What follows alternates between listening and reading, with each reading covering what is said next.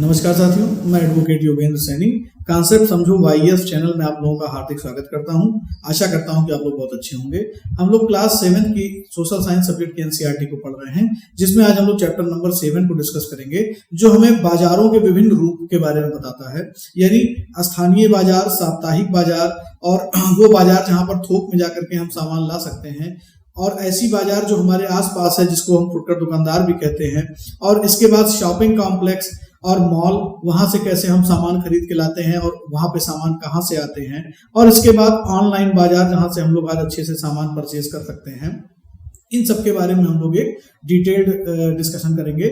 साथ ही साथ हम लोग ये भी देखेंगे कि रिटेलर या होलसेलर या फिर प्रोड्यूसर, यानी कि जो कि उत्पादन करता है, जो थोक विक्रेता है और जो फुटकर विक्रेता है, कैसे एक श्रृंखला से होते हुए अंतिम रूप से सामान या जो फाइनल गुड्स या प्रोडक्ट हैं वो कंज्यूमर तक पहुंचते हैं जो उनको खरीदता है।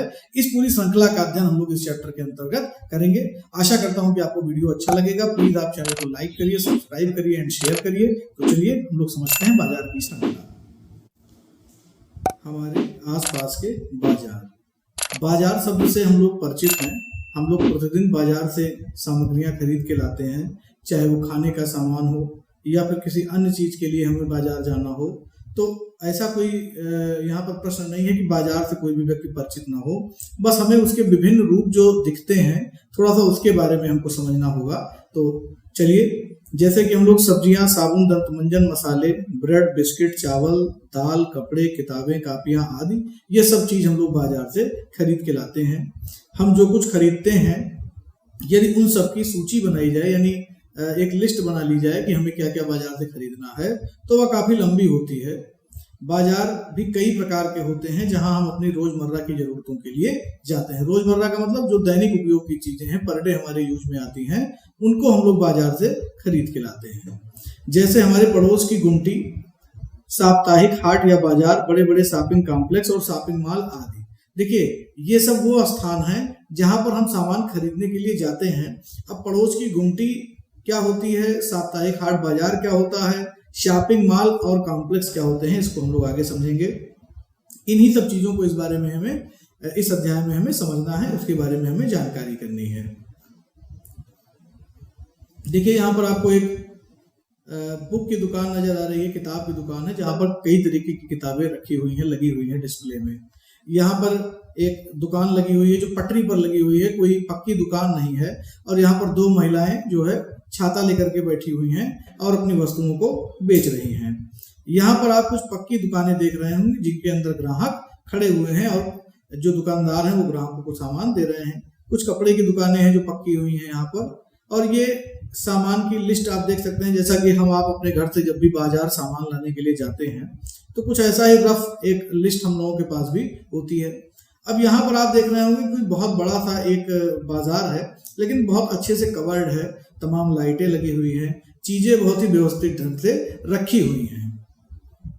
ये एक दुकान है जहाँ पर खाने पीने का सामान मिलता है, और ये कुछ दुकान है जहाँ पर हर माल एक रेट से मिल रहा है। आपने कई बार ऐसी दुकानों का विजिट किया होगा, देखा होगा।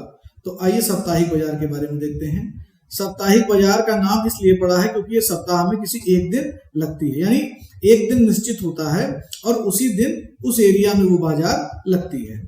इस साप्ताहिक बाजार में रोज खुलने वाली पक्की दुकानें नहीं होती हैं। अब जब साप्ताहिक बाजार है तो हमें उसी से क्लियर है कि यहाँ पर जब रोज दुकान नहीं लगती है तो पक्की दुकान रहने का कोई औचित्य ही नहीं है। यहाँ यानी ऐसी दुकानें लगती हैं जहां पर लोग सुबह सुबह सामान लेकर के आ गए और सामान शाम तक अपने सामान को सारा बेच करके वो वहां से चले गए। कोई अस्थायी दुकान नहीं होती है। व्यापारी दिन में लगाते हैं दुकान और शाम को उनको समेट लेते हैं। अगले दिन वे अपनी दुकान किसी और जगह पर लगाते हैं जहां उस दिन की बाजार लगनी होती है। देश भर में ऐसे हजारों बाजार लगते हैं और लोग इनसे अपनी रोजमर्रा की जरूरी चीजों को खरीद लेते हैं। साप्ताहिक बाजारों में बहुत सी चीजें सस्ते दामों पर मिल जाती हैं। अब देखिए, साप्ताहिक बाजारों में जो सामान हमें सस्ते रेट पे मिल रहा है वो क्यों सस्ता है? क्योंकि पक्की दुकानें नहीं होती हैं। जब पक्की दुकान नहीं होगी तो पक्की दुकान बनवाने का खर्च भी उन दुकानदारों को नहीं करना पड़ता है, और अन्य तरीके के खर्चे, जैसे पक्की दुकान बनती है तो उसके साथ और कितना खर्चा लगता है। जैसे दुकान बनाने के लिए जमीन चाहिए, प्लस दुकान आपने बनवाया, उसका जो भी बनवाई आपकी दुकान की लगी हो, प्लस दुकान अगर आपने सपोज करिए कि किराए पर ले ली है तो उसका किराया, उसके बिजली का बिल और कुछ म्यूनसिपालिटी या उसका टैक्स वगैरह है लोकल गवर्नमेंट का, तो उसको भी आपको देना पड़ता है। इन दुकानों पर काम करने वाले कर्मचारियों की तनख्वाह भी इन्हीं खर्चों में जुड़ी जाती है। अब जब आप जाते हैं, मान लीजिए किसी कपड़े दुकान पे आप गए, तो वहां पर आप देखते होंगे कि एक तरफ मालिक बैठा रहता है या ओनर, मैनेजर, जो कोई भी हो, और अंदर की ओर कुछ एम्प्लॉई होते हैं जो आपको कपड़ों को खोल खोल के दिखाना शुरू करते हैं और आपकी पसंद के अनुसार से आपको कपड़ों की पसंद करवाते हैं। साप्ताहिक बाजारों में भी बेची जाने वाली चीजों को दुकानदार अपने घरों में ही जमा करके रखते हैं। इन दुकानदारों के घर के लोग अक्सर इनकी सहायता करते हैं, इससे इन्हें अलग से कर्मचारी नहीं रखने पड़ते। देखिए, आप खुद सोचिए कि अगर वो दुकानदार इतना पैसे लगाने में सक्षम होता है, इतना पैसे वाला होता, तो वो साप्ताहिक बाजार क्यों लगाता या वहां पर दुकान क्यों लगाता। तो इन लोगों के पास घर में भी जितने मेंबर हैं वो भी प्राय इनकी मदद करते हैं। और जैसे कोई चीज बेचने के लिए लेकर के आए, सपोज करिए कोई दाल और राशन का काम करना चाह रहा है, उसको वो जाके साप्ताहिक बाजार में बेचेगा, तो पहले वो बोरियों में जो लाता है उसको घर वाले मिलकर साफ सुथरा करते हैं और फिर उनको जो है बाजार में बेचने के लिए साप्ताहिक बाजार में रखा जाता है। साप्ताहिक बाजार में एक ही तरह के सामानों के लिए कई दुकानें होती हैं, जिससे उनमें आपस में प्रतियोगिता भी होती है। अब आप देख रहे हैं कि अगर कोई व्यक्ति सब्जी बेच रहा है तो लाइन से कई दुकानें सब्जी की हैं, कोई मसाला बेच रहा है तो लाइन से कई दुकानें मसालों की है। साप्ताहिक बाजार का दृश्य अधिकतर जो लोग गांव में रहते हैं और गांव में भी जो दूर दराज इलाकों में रहते हैं वहां पे ज्यादा देखने को मिलता है। शहरों में भी अभी कई जगह साप्ताहिक बाजार लगते हैं, लेकिन प्रायः उतना चलन अब नहीं रह गया है, क्योंकि वहां पर आसपास छोटे दुकानदार और शॉपिंग मॉल्स भी हमारे खुल गए हैं।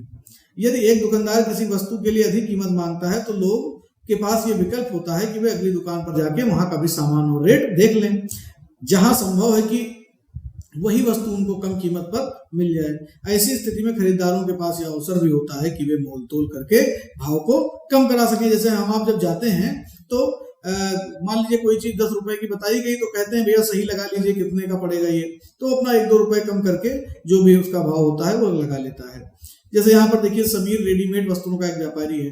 अब देखिए इसने बिल्कुल सड़क के किनारे दुकान लगा रखी है, कपड़ा बिछा दिया नीचे और ऊपर कपड़े अपने लगा करके ये बेच रहा है। जब सारे कपड़े बिक जाएंगे तो चला जाएगा, सपोज करिए कुछ बच भी गए तो वो अपने साथ घर वापस ले जाएगा। साप्ताहिक बाजारों का एक फायदा यह भी होता है कि जरूरत का सामान एक ही जगह पर मिल जाता है। अब देखिए कभी आप किसी साप्ताहिक बाजार का विजिट करिए तो वहां पर खाने पीने की चीजों से लेकर और रोजमर्रा की जितनी भी आवश्यक वस्तुएं हैं वो सब आपको लगभग उसी बाजार में मिल जाएंगी, कहीं अलग से आपको सामान लेने नहीं जाना पड़ेगा। सब्जियां, कपड़े, किराना सामान से लेकर बर्तन तक सब यहाँ पर उपलब्ध हो जाता है और अलग अलग क्षेत्रों में हमें जाने की जरूरत नहीं पड़ती है। लोग अक्सर उन बाजारों में जाना पसंद करते हैं जहां सामान के विविध विकल्प उपलब्ध हों। आप एक उदाहरण देखिए, अगर आपको एक जीन्स खरीदनी है तो आप उस दुकान पर नहीं जाना पसंद करेंगे जो एरिया में केवल एक हो। आप उस एरिया में परचेजिंग करने जाते हैं जहां पर लाइन से कम 4-5-6 दुकानें हों। जैसे कपड़ा मंडी या सब्जी खरीदना है तो सब्जी मंडी, तो मंडी का मतलब वहां पर उसी चीज की, उसी वस्तु की एक से ज्यादा दुकानें हैं, जिससे आपको भाव करने में और चीजों की गुणवत्ता परखने में आसानी मिले। अगर एक ही दुकान होगी तो आप भाव भी नहीं कर पाएंगे, भाव का मतलब आप उससे रेट कम ज्यादा भी नहीं कर पाएंगे और जो चीज क्वालिटी में उपलब्ध है वही आपको लेनी पड़ेगी, उससे अच्छी क्वालिटी आपको नहीं मिलेगी। अब फिर साप्ताहिक दुकानों के बाद हम देखेंगे मोहल्ले की दुकानें। साप्ताहिक बाजार हमें कई तरीके के सामान उपलब्ध करवाते हैं। बहरहाल हम अन्य तरह के बाजारों से भी सामान खरीदते हैं। अब सुजाता और कविता एक दिन अपने मोहल्ले की दुकान से किराने का कुछ सामान खरीदने पहुंची। वे इस दुकान पर अक्सर खरीदारी के लिए आती हैं, जहां हमेशा की तरह आज भी भीड़ थी। दुकान मालिक 2 सहायकों की मदद से, यानी उसने अपने यहाँ पे 2 लोगों को हेल्पर के लिए रख रखा है, हेल्पिंग के लिए रख रखा है, मदद से दुकान का काम संभाल रही थी। जब सुजाता और कविता दुकान के अंदर पहुंची तो सुजाता ने दुकान मालकिन को जरूरत के सामान की सूची बोलकर लिखवा दी, यानी जो जो सामान उनको चाहिए था उन्होंने अपने लिस्ट से बोला। और यहाँ पर देखिए ये इस फिगर में आपको दिखाई पड़ रहा है कि ये कलम से दुकान की ओनर है, मालकिन है, वो उसको नोट कर रही है। वे इनकी सूची के अनुसार सामान तौलने और पैक करवाने के लिए अपने कर्मचारियों को निर्देश देने लगी। इस बीच कविता चारों तरफ नजर दौड़ा रही थी। बाएं हाथ के सबसे ऊपर सेल्फ पर अलग अलग ब्रांड की साबुन की टिकिया रखी थी। दूसरी सेल्फ पर दंत मंजन, पाउडर, शैम्पू और हेयर ऑयल वगैरह रखे थे। अलग अलग ब्रांड के सामान अलग अलग रंगों में सजा करके रखे जाते हैं। कई सामान ऐसे होते हैं जो फर्श पे भी पड़े होते हैं, जो भारी होते हैं। सारा सामान तौलने और बांधने में करीब 20 मिनट लग गया। फिर सुजाता ने अपनी नोटबुक सामने कर दी। दुकान मालकिन ने नोटबुक में 3000 की संख्या दर्ज कर दी और वापस कर दी, जिससे अपने बड़े रजिस्टर में भी इस संख्या को अंकित कर लिया। अब सुजाता अपने भारी थैले को लेकर के बाहर निकली। अगले महीने के पहले हफ्ते में उसे घर के दुकान से घर का जो काम है, जो उसने सामान घर के लिए लिया है, उसका दुकान का हिसाब वो चुकता कर देगी। अब देखिए यहाँ हो क्या रहा है, इसको आपने भी अपने अगल बगल हम आप पर डे देखते हैं कि जो हमारे पड़ोस में दुकानें होती हैं वे हमसे सामान की सूची नोट कर लेते हैं, सामान को निकलवा के पैक करवा के हमें दे देते हैं। सामान लेकर के हम लोग घर पे चले जाते हैं और एक छोटी सी डायरी वो अपने पास लेजर जिसे कहते हैं वो मेंटेन करते हैं। उसमें वो एंट्री कर देते हैं कि इतने रुपए का सामान आज की डेट में इन्होंने हमसे लिया। और सेम टाइम एक छोटा सा पासबुक टाइप का होता है जिसे हमारे पास रख देते हैं। कई लोग तो ऐसा करते हैं कि अपने रजिस्टर में ही सिग्नेचर आपका करवा लेंगे, यानी जो ग्राहक है उसका, कि देखिए आज की डेट में आपने हमसे 3000 रुपए का सामान लिया, ताकि जब आपको पैसा पेमेंट करना हो तो कोई कंफ्यूजन ना हो। अब वो सामान भी दे देते हैं, उधार भी दे देते हैं, यानी बहुत आराम से आपकी जो है आप कह सकते हैं कि सामानों को खरीदने का जो काम है वो हो जाता है। ऐसी बहुत सी दुकानें हमारे मोहल्लों में होती हैं जो हमें कई तरह की सेवाएं और सामान उपलब्ध कराते हैं।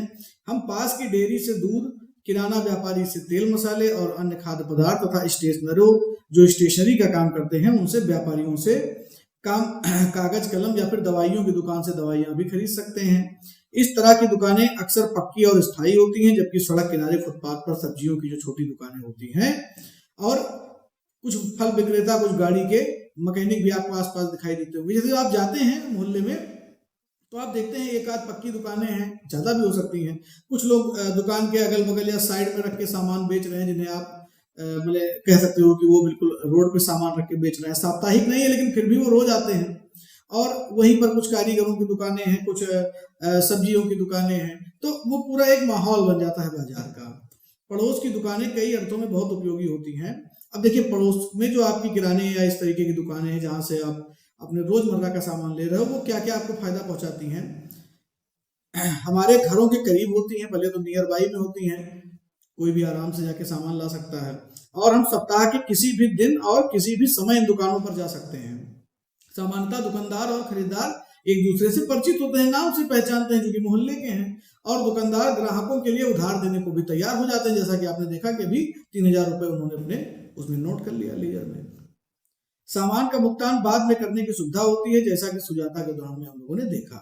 आपने ध्यान दिया होगा कि हमारे पड़ोस में ऐसी कई तरीके के दुकानदार होते हैं, कुछ तो पक्की दुकानों वाले और कुछ सड़क के किनारे सामान बेचते हैं। यानी हमने साप्ताहिक बाजार पढ़ा, उसके बाद हमने एक जो हमारे पड़ोस की दुकानें हैं, हम लोग कह सकते हैं मोहल्ले की दुकानें हैं, उसके बारे में पढ़ा। अब हम लोग पढ़ेंगे शॉपिंग कॉम्प्लेक्स और मॉल के बारे में। देखिए हमें अंतर समझते रहना है, कहानियां तो केवल हमें समझाने के लिए यहाँ पर हैं।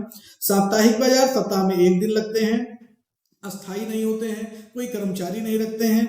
साप्ताहिक दुकान लगाने वाले के घर परिवार के लोग ही उनके दुकानदारी में मदद करते हैं, उनकी हेल्प करते हैं, ठीक है ना। सामान प्रायः सस्ते होते हैं, एक ही तरीके की कई दुकानें अगल बगल होती हैं और लगभग दैनिक जीवन से संबंधित सारा सामान आपको साप्ताहिक बाजार में मिल जाता है। फिर हमने देखा किराना की दुकान पक्की दुकान होगी, हेल्पर होगा, लाइट बिजली का खर्चा भी वो जोड़ेगा, जो मालिक है या मालकिन है वो उसको वेजेस या सैलरी जो कुछ भी देता होगा वो देगा, जो अपने हेल्पर को देता है। उधार सामान आपको मिल जाएगा, एनी टाइम मिल जाएगा।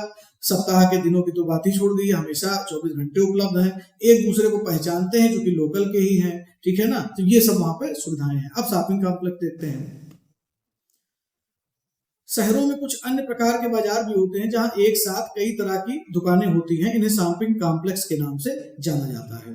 अब तो कुछ शहरी इलाकों में आपको बहुमंजिला वातानुकूलित यानी एयर कंडीशन दुकानें भी देखने को मिलती हैं, जिनकी अलग अलग मंजिलों पर अलग अलग तरह की वस्तुएं मिलती हैं। आप जाते हैं होंगे, देखते हैं बिग बाजार का जो कॉन्सेप्ट है, वी मार्ट का जो कॉन्सेप्ट है। मेरा नाम लेने का मतलब ये है कि आपके आसपास वो दुकानें होंगी, इसलिए आप थोड़ा फैमिलियर होंगे। कार्ट करके तमाम दुकानों का नाम दे देते हैं, मतलब शॉपिंग कॉम्प्लेक्स का नाम दे देते हैं। तो वहां पर आप जाते हैं, देखते हैं वो प्राय 2 मंजिला 3 मंजिला, अगर एक मंजिले में ही तो काफी दूर तक फैलाव उनका होता है। और अलग अलग सेगमेंट वाइज अगर आप कपड़ा भी लेने जा रहे हैं तो बच्चों का कपड़ा अलग है, बड़ों का कपड़ा अलग है, महिलाओं का कपड़ा अलग है, पुरुषों का कपड़ा अलग है, बच्चे बच्चियों का कपड़ा अलग है। तो वो पूरा सेगमेंट करके रखते हैं कि जो चीज जिसको जरूरत हो वो उसी सेगमेंट में जाए, यानी उसी भाग में जाए जहां पर वो सामान रखा हुआ है। तो बहुत ज्यादा इसमें स्पेस की रिक्वायरमेंट होती है, इसीलिए ये 2 मंजिला 3 मंजिला बहुत बड़े बड़े होते हैं। इन्हें मॉल कहा जाता है, शॉपिंग मॉल जिन्हें हम लोग कहते हैं। इन शहरी दुकानों में आपको बड़ी बड़ी कंपनियों का ब्रांडेड सामान भी मिलता है और कुछ बिना ब्रांड का भी सामान मिलता है। अब ये जब इतने आप समझ लीजिए उच्च स्तर पे ये सामान विक्रय किए जाते हैं, तो वहां पे तमाम ब्रांडेड कंपनियां अपना सामान रखती हैं, क्योंकि इतने बड़े ब्रांड को खरीदने के लिए भी वहां पर अच्छे लोग ही आएंगे जिनकी परचेजिंग पावर उतनी ज्यादा होगी, यानी खरीदने की क्षमता जिनकी उतनी होगी। ब्रांडेड सामान जिसे कंपनियां बड़े बड़े विज्ञापन देकर और क्वालिटी के दावे करके बेचती हैं वो महंगा होता है। कंपनियां अपने ब्रांडेड उत्पादों को बड़े शहरी बाजारों और अपने विशेष शोरूमों में बेचने के लिए रखती हैं। आपने देखा होगा जैसे किसी एक मशहूर कंपनी का जूता है, तो वो कंपनी का जूता एक दूर से ही उस कंपनी का वहां पे दुकान के सामने, यानी मॉल के अंदर दुकान है, या सेपरेट एरिया आप कह सकते हैं। सेपरेट एरिया में तो मतलब आप कह सकते हैं कि वैसी चीजें ही मिलती हैं, ब्रांड वाली चीजें तो खैर रहती ही हैं, लेकिन अलग अलग ब्रांड के शोरूम भी उसी शोरूम के अंदर, उसी शॉपिंग कॉम्प्लेक्स के अंदर, उसी मॉल के अंदर होते हैं। अब चूंकि वो सामान इतने महंगे इसलिए होते हैं क्योंकि उनका बड़ा बड़ा विज्ञापन आता है, बड़े बड़े नेता अभिनेता क्रिकेटर उसका विज्ञापन शूट करते हैं, ऐड उसका आता रहता है पेपर, न्यूज़पेपर और टीवी पे। तो इसलिए चूंकि उनको ऐड वालों को भी पैसा देना पड़ता है, जैसा कि हम लोगों ने पिछले चैप्टर में पढ़ा था, तो जिसमें हम लोगों ने संचार और कम्युनिकेशन को समझा था कि कैसे ऐड कंपनियां जो है ऐड देती हैं और न्यूज वालों को उससे पैसा मिलता है। तो ये सब काम जब वो करते हैं, जब महंगा सामान उनका हो जाता है, तो फिर वो ब्रांडेड दुकानों पे ही उस सामान को बेचने के लिए रखवाते हैं। कंपनियां अपने ब्रांडेड उत्पादों को बड़े शहरी बाजारों और अपने विशेष शोरूमों में बेचने के लिए रखती हैं। बिना ब्रांड के उत्पादों की तुलना में इस ब्रांडेड सामान की कीमत का बोझ केवल कुछ ही लोग उठा पाते हैं। महंगा होता है तो जिसकी परचेजिंग पावर है वही ले पाएगा। बाजारों की श्रृंखला, अब ये जो चेन है ये क्या है, इसको समझ लीजिए। कैसे बाजार में हमें सामान मिलता है, क्या हम ही जो हमें सामान बेच रहा है वही सामान बना भी रहा है, वही मैन्युफैक्चरर भी है, या उसको कहां से मिल रहा है, इसको समझ लीजिए। चलिए, पहले हिस्से में हमने विभिन्न तरह के बाजारों के बारे में पढ़ा।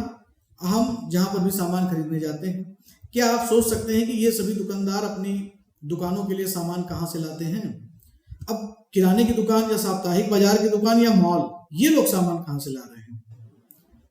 सामानों का उत्पादन कारखानों या फिर खेतों या फिर घरों में होता है। देखिए, या तो सामान खेत से आ रहे होंगे, जैसे सब्जियां साप्ताहिक बाजार में हो, चाहे पक्की दुकानों में हो जो हमारे टोला पड़ोस में है, या फिर मॉल में भी हो। आजकल मॉल में सब्जियां भी फ्रेश मिलने लगी हैं और साफ सफाई के साथ मिलती हैं। तो या तो वो मैंने खेतों से आ रहे होंगे, या फिर आप कह सकते हैं सामानों का उत्पादन जो कारखानों में हो रहा है। जैसे मान लीजिए बिस्किट है, तो बिस्किट कारखाने से ही आएगा, वहां प्रोडक्शन होगा। और कुछ ऐसे सामान होते हैं जो घरेलू उद्योगों से संबंधित होते हैं, तो वो घर से साफ सफाई उनकी होकर के आती है। लेकिन हम कारखानों और खेतों से सीधे सामान नहीं खरीदते हैं। चीजों का उत्पादन करने वाले भी हमें कम मात्रा में, जैसे 1 किलो सब्जी या 1 प्लास्टिक कप आदि बेचने में ही रुचि नहीं रखेंगे। देखिए, हम लोग फुटकर कह सकते हैं कि क्रेता हैं। हमें कोई भी सामान किलो में चाहिए या फिर पीस में चाहिए। मान लीजिए पीस वाला है तो पीस में चाहिए, किलो में है, दर्जन में है तो उसमें चाहिए। हमें 20-50 दर्जन नहीं चाहिए। तो 20-50 दर्जन कौन लेगा? जो हमें बेच रहा होगा, यानी जिस व्यक्ति से हम सामान ले रहे हैं उसके ऊपर भी कोई विक्रेता है। चलिए देखिए, वे लोग जो वस्तु के उत्पादक और वस्तु के उपभोक्ता के बीच में होते हैं उन्हें व्यापारी कहा जाता है। वस्तु के उत्पादक यानी खेत में जो व्यक्ति खेती कर रहा है, जो कृषि का कार्य कर रहा है, किसान, और वस्तु के उपभोक्ता यानी हम। अब मान लीजिए खेत में सब्जी पैदा हुई तो उस सब्जी के बीच में कौन है? एक तरफ हमें खरीदार, एक तरफ वो है किसान जो सब्जी को पैदा कर रहा है। लेकिन इन तीनों लोगों के बीच में क्या है? व्यापारी। जो व्यापारी सब्जी किसान से खरीद करके ला करके अपने पास उसको साफ सफाई करके सही करके और हमारे पास यानी इंड कंज्यूमर के पास तक भेज रहा है, उनको व्यापारी कहा जाता है, जो लोग ये काम करते हैं। पहले थोक व्यापारी बड़ी मात्रा या संख्या में सामान खरीद लेता है। जैसे सब्जियों का थोक व्यापारी कुछ किलो सब्जी नहीं खरीदता, जैसे हमने आपको बताया, बल्कि वह लगभग 25 से 100 किलो तो खरीदे। कई आलू के कुंटल के बोरे ले लेगा, प्याज ले लेगा, टमाटर ले लेगा, और फिर वो उन छोटे व्यापारियों को बेचेगा जो हमें रिटेल करते हैं, जो फुटकर बेचते हैं। इन्हें वह दूसरे व्यापारियों को बेचता है, जो मैंने आपको बताया। यानी एक हो गया जिसे आप स्टॉकिस्ट कह सकते हो, किसान से स्टॉकिस्ट ने, जिसके पास गोदाम है उसने खरीद लिया। अब गोदाम तो बहुत बड़ा एरिया है, तो गोदाम वाले से सामान कौन खरीदेगा? जिसकी कस्बे में दुकानें हैं, जिसकी साप्ताहिक बाजार लगती है, या जो माल वाले हैं, तो वो उनसे क्या करते हैं, खरीद लेते हैं और फिर फुटकर हम लोगों के पास बेच देते हैं। खरीदने, यहाँ पर खरीदने और बेचने वाले दोनों व्यापारी होते हैं। यानी जो स्टॉकिस्ट, जो होलसेलर है, उस होलसेलर से जो रिटेलर सामान ले रहा है, वो होलसेलर भी व्यापारी है और रिटेलर भी व्यापारी है। व्यापारियों की लंबी श्रृंखला का वह अंतिम व्यापारी जो अंततः वस्तुएं उपभोक्ता को बेचता है, यानी हम लोगों को जो बेचता है, उसे खुदरा या फुटकर व्यापारी कहते हैं। इंग्लिश में इसको हम लोग रिटेलर कहते हैं। तो ध्यान दीजिए, मैन्युफैक्चरर से लिया किसने? आप कह सकते हैं कि स्टॉकिस्ट ने, या स्टॉकिस्ट का मतलब जो बड़ा व्यापारी है, जो थोक व्यापारी है, थोक में सामान ले लिया। थोक व्यापारी से फुटकर व्यापारी ले लिया और फुटकर व्यापारी से ले लिया लोकल ग्राहकों ने, यानी हम लोगों ने। यह वही दुकान होती है जो आपको पड़ोस की दुकानों, साप्ताहिक बाजार या फिर शॉपिंग कॉम्प्लेक्स में सामान बेचने को मिलते हैं। हर शहर में थोक बाजार का एक क्षेत्र होता है। देखिए, जैसे आपने सब्जी के बारे में सुना होगा, तो लोग कहते हैं आप बड़ी सब्जी मंडी चले जाओ, वहां पे आपको सब सामान मिल जाएगा। अब बड़ी सब्जी मंडी में वहीं पे आप जब जाओगे तो कुछ लोग आपको सब्जी बेच रहे होंगे, लेकिन वो आपके पास खुदरा व्यापारी के रूप में अपनी सेवाओं को दे रहे हैं। उन्होंने वहीं पर जो बड़े व्यापारी अड़तिया बैठे हुए हैं, उनसे सब्जी को अभी सुबह सुबह खरीदा है। कुछ ऐसे किसान भी होते हैं जो अपने खेतों से डायरेक्ट लाके वहां बैठे हों, मैं उनकी बात नहीं कर रहा, लेकिन लगभग 90% लोग वही होते हैं जिनके पास अपना पैसा होता है। वो जाते हैं, बड़ा व्यापारी से उन्होंने सामान ले लिया और फिर फुटकर के रूप में उसको बेचना शुरू कर दिया। यहाँ वस्तुएं पहले पहुंचती हैं और यहीं से वे अन्य व्यापारियों तक पहुंचती हैं। सड़क किनारों की जो दुकान का छोटा व्यापारी, जिसके बारे में आपने पहले पढ़ा, बड़ी संख्या में प्लास्टिक का सामान शहर के थोक व्यापारी से खरीद के लाता है। हो सकता है कि वह बड़ा व्यापारी अपने से भी थोक व्यापारी से सामान खरीदता हो। कई बार ऐसा होता है कि ये चेन बढ़ जाती है। मान लीजिए उस प्रदेश में कोई एक व्यक्ति है जो फला सामान को दूसरे प्रदेश से खरीद रहा है, तो फिर उस प्रदेश के अंदर जो छोटे छोटे नहीं कह सकते आप, उसको कह सकते हैं कि जो मंडलवार, जिलावार जो बड़े बड़े व्यापारी हैं, जो थोक व्यापारी हैं, वो उस प्रदेश स्तर वाले व्यापारी से सामान को अपने यहाँ ले आते हैं और फिर अपने जिले में जो खुदरा व्यापारी हैं, फुटकर व्यापारी हैं, उनको बेच देते हैं। शहर का बड़ा थोक व्यापारी प्लास्टिक का यह सामान कारखाने से खरीदता है, उन्हें बड़े गोदामों में रखा जाता है। इस तरह से बाजार की एक श्रृंखला बनती है। मतलब आपका व्यू बिल्कुल क्लियर होना चाहिए, कॉन्सेप्ट बिल्कुल क्लियर होना चाहिए। सबसे ऊपर होता है मैन्युफैक्चरर। अब मैन्युफैक्चरर किसान भी हो सकता है, मैन्युफैक्चरर आपकी प्रोडक्शन कंपनी भी हो सकती है। उनसे सामान कहाँ पे आया, एक स्टेप नीचे आया, उनसे लिया जो थोक व्यापारी है। अब थोक व्यापारी किसी जिले का भी हो सकता है, प्रदेश लेवल पर भी हो सकता है, राष्ट्रीय लेवल पर भी हो सकता है। अब जितना स्टेप ऊपर जाएगा, राष्ट्रीय है तो राष्ट्रीय वाले से पहले स्टेट वाले के पास आएगा, स्टेट वाले से फिर जिले वाले के पास आएगा, लेकिन ये सब हो जाएंगे क्या, थोक व्यापारी। और थोक व्यापारी से जब उस जिले में सामान पहुंच गया तो उस जिले के जो फुटकर व्यापारी है वो सामान खरीद लेते हैं। तो यही चेन नीचे से ऊपर और ऊपर से नीचे चलती है। इस तरह से बाजार की जो है एक श्रृंखला बनती है। जब हम एक सामान खरीदते हैं तो हम ये ध्यान नहीं देते हैं कि वो किन किन जगहों से सफर करके हमारे पास तक पहुंचा है। अब जगह जगह बाजार, इसका भी एक कॉन्सेप्ट समझ लीजिए। अब आप देखते हैं फ्लिपकार्ट है, अमेजॉन है, तमाम प्लेटफॉर्म है जिसपे आप ऑनलाइन सामान ऑर्डर कर देते हैं। सामान के लिए फोन या इंटरनेट पर भी ऑर्डर दे दिए जाते हैं और सामान आपके घर तक पहुंचा दिया जाता है। अब इसके लिए कोई दुकान लगाने की आवश्यकता नहीं है। उन्होंने क्या किया कि नेट का उपयोग करके, मीडिया का उपयोग करके सामान को एक प्लेटफॉर्म पे, जिस भी प्लेटफॉर्म से वो बेच रहे हो, उन्होंने रख दिया। और वो कॉमर्स प्लेटफॉर्म होते हैं, रिटेल प्लेटफॉर्म होते हैं, वहां से आपने सामान ऑनलाइन ऑर्डर किया और ऑर्डर डिलीवर हो गया। ऑर्डर का मैसेज उनके पास डिलीवर हो गया जिसको आपको सामान बेचना है, यानी विक्रेता के पास, और विक्रेता ने आपको वो सामान डिलीवर कर दिया। और बीच में वो जो प्लेटफॉर्म है, चाहे अमेजॉन हो चाहे फ्लिपकार्ट हो, उसने अपना मार्जिन ले लिया आप दोनों लोगों को कनेक्ट कराने के लिए, ठीक है ना। तो ये इंटरनेट के भी थ्रू काम हो रहा है, ये भी लोग सामान खरीद रहे हैं। शहरी क्षेत्रों में लोग इंटरनेट के जरिए घर के बाहर कदम रखे बिना ही बाजार में प्रवेश कर लेते हैं। अब सही बात है, आप रात में लेटे हुए हैं अपने बेड पे आराम से और आपने सामान ऑर्डर कर दिया और 1-2 दिन में आपके पास घर पे पहुंच गया सामान। आपने देखा होगा कि नर्सिंग होम और डॉक्टर के क्लिनिक में भी कुछ कंपनियों के प्रतिनिधि अपना सामान बेचने के लिए कार्य करते हैं। आप देखते होंगे तमाम ऐसे लोग हैं जो, मान लीजिए किसी को मेडिकल का सामान बेचना है तो वो कहाँ जाएंगे, जहाँ मेडिकल पेशेंट आते हों, डॉक्टर और फिर उनके नर्सिंग होम में वो जाएंगे तो वहां भी वो अपने सामान को रिप्रेजेंट करते हैं। तो ऐसा हमने देखा कि बाजार और समानता के बारे में थोड़ा सा हम लोग देख लेते हैं। इस अध्याय में हमने अपने आसपास के कुछ बाजारों पर नजर डाली, हमने साप्ताहिक बाजार से लेकर शॉपिंग कॉम्प्लेक्स तक की दुकानों को समझा और इन दुकानों में क्या अंतर है इसको भी हमने समझा। छोटी पूंजी से व्यवसाय करने वाला दुकानदार है, जबकि दूसरा अपनी दुकान के लिए बड़ी पूंजी खर्च कर सकता है। इनकी आमदनी भी जो है, ये देखिए मॉल का यहाँ पर एक चित्र दिया गया है जो हमने आपको बताया था। देखिए कई फ्लोर हैं, 1 फ्लोर 2 फ्लोर 3 फ्लोर और छोटी छोटी देखिए अगल बगल दुकानें हैं, बीच में लोग चल रहे हैं। ये पूरा मॉल है, आप लोगों ने आशा करता हूँ कि देखा होगा। तो ये हमारी एक बाजारों की श्रृंखला थी। हमें आशा करता हूँ कि अच्छे से आपको वीडियो समझ में आया होगा, चीजें क्लियर होंगी। तो प्लीज आप लोग वीडियो को अच्छे तरीके से देखिए, कई बार देखिए और जरूरतमंद लोगों तक इसको शेयर भी करिए, लाइक करिए, सब्सक्राइब करिए।